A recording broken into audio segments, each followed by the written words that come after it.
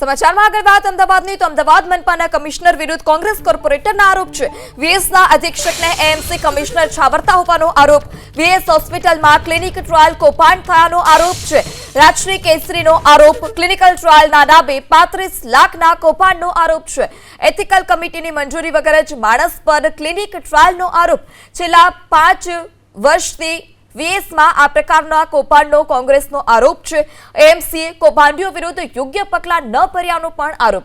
Clinical trial મુદ્દે 8 ડોક્ટરોને suspend કરાયા છે. તો અમદાવાદ મનપાના કમિશનર વિરુદ્ધ કોંગ્રેસ કોર્પોરેટરના આરોપ છે. કોંગ્રેસ કોર્પોરેટરે ગંભીર આરોપ લગાવ્યા છે. વીએસના અધિક્ષકને એએમસી કમિશનર છાવરતા હોવાનો આરોપ. આજે કમિશનર સાહેબે વિજિલન્સ તપાસ કરી અને 9 જણાને સસ્પેન્ડ કર્યા છે.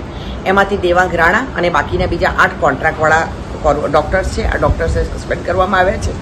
પણ ખરેખર જે મૂળ આરોપી છે, જે સુપ્રિન્ટેન્ડન્ટ કહેવાય, એ મૂળ આરોપીને કમિશનર સાહેબ છાવરી રહ્યા છે. મારું એવું કહેવું છે કે જો આ કેસમાં કોઈ જ ફરિયાદ નહીં કરે તો હું પોતે ફરિયાદ કરવા માટે તૈયાર થઈશ.